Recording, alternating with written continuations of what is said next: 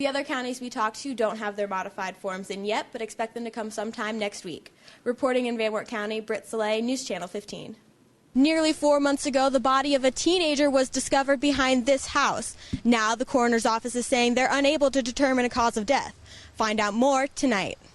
Children's mental health is the focus of a film airing in Fort Wayne tonight. We talked to advocates about what services are available locally and what more needs to be done. Court documents say that when the suspects arrived to rob the credit union, the employees had locked the doors.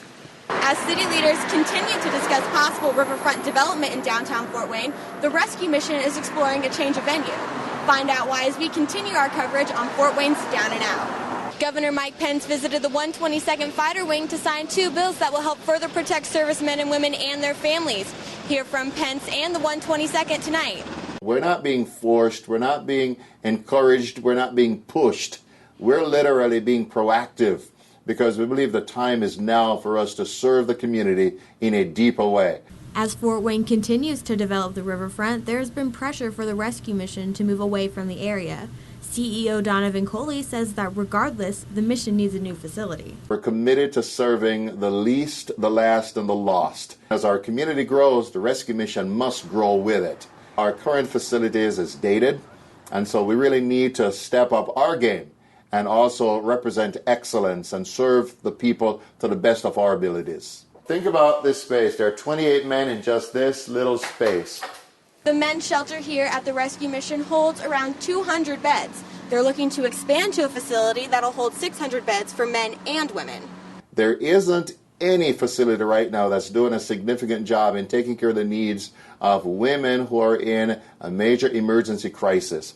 And I'm not just talking about domestic violence. I'm talking about those individuals that really need a place to lay their heads because they're going through a tough time. What we would like to do is to build a community resource center as a part of the rescue mission where we would invite other social service agencies to come in. So it becomes a one-stop shop for those individuals who need resources in the community.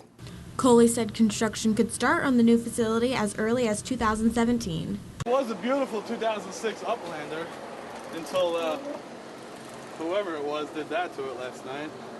As co-owner of Richard's Bakery and Big Apple Pizza, Patrick O'Sullivan is no stranger to early morning phone calls. But last night he received a call he never expected to get. O'Sullivan's was the last vehicle to be set fire to just after 1 a.m. this morning. Luckily enough, a security camera at Richard's Bakery caught it on film. 2 guys come up, look in the window, they see that nobody was in there at the time.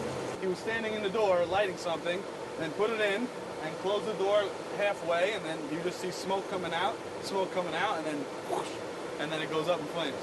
We delivered donuts down to Lutheran on Jefferson every morning. So that's usually our vehicle, so now it's personal vehicles to be used. You don't think it's ever going to happen to you. It's nothing big, but it's still, your car got on fire. Richard's Bakery was fortunate enough that they got to their vehicle quickly, but others weren't so lucky. As you can see, not much is left of this car, but charred remains. I came home using the restroom. 20 minutes later, came out, I heard it sounded like a tornado alarm. Looked up, there was 5-foot flames. Everything's ruined. We had tools in there, it's all melted. Car seats gone. The fires took place just northwest of downtown Fort Wayne. Those affected say they want justice. I hope they get their punishment. Whoever was involved should definitely press charges. I mean, that's not acceptable. The incidents are currently under investigation. A man and a juvenile were arrested early this morning in connection to the crimes, but no names have been released for either suspect. Reporting in Fort Wayne, Britt Salay, News Channel 15. Here in Van Wert County, while a judge tells us they haven't had any same-sex couples come in yet, they're ready when they do. My role is to support and defend the Constitution. The order from the United States Supreme Court is very clear in that regard as far as what we are expected to do.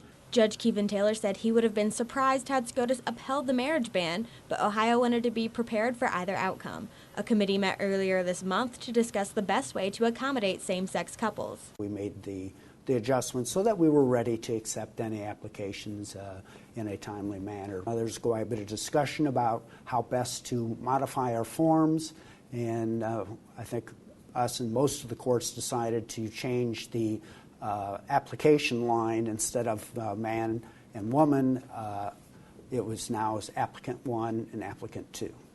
And the marriage form itself, we used to have Mr. and Mrs. on it, and in the effort to be gender neutral, we've just deleted that reference. So we'll just have the individual's names on the actual marriage certificate. Williams, Defiance, Van Wert, and Mercer counties haven't had anyone apply since the decision, but Paulding County has had one same-sex couple apply. It really meant a lot to us because it kind of hurt when Indiana was allowed to have it, and we lived so close to the state line. After so many years of fighting for it, we felt like we were truly equal to everyone else. It made me feel prouder to be an Ohioan, to be able to actually get married with the person that I love. The couple plans for an August wedding in Paulding. The other counties we talked to don't have their modified forms in yet, but expect them to come sometime next week. Reporting in Van Wert County, Britt Salay, News Channel 15. But if that was the day that I came to be here to bank, and yeah, that's scary. That's a scary thought. 5 Fort Wayne residents made plans to rob a Marion credit union with the FBI on their tail every step of the way. They started at Southbridge Apartments and traveled to the Via Credit Union located just off of I-69. Authorities instructed employees to make it look like business as usual at the credit union as they waited for the suspects to arrive. Court documents say that when the suspects arrived to rob the credit union, the employees had locked the doors. The suspects were immediately pulled over after leaving the credit union. Police reported masks, zip ties, and a loaded semi-automatic gun in the vehicle. This is just another example of a successful joint investigation involving federal, state, and local law enforcement. And it should serve as a message to anyone considering robbing a financial institution that law enforcement in northeastern Indiana will devote significant resources to prevent and solve these serious crimes. Via Credit Union declined to comment, but members of the credit union were impressed with how the case was handled. It's wonderful. I can't believe they've done it. The way that they did their investigations and handled themselves professionally, I think it's amazing. It's great to hear that they had the leads and the investigation well covered. The FBI has not released how long they were working on the case or whether the suspects have been involved in any other crimes. In Marion, Britt Salay, News Channel 15.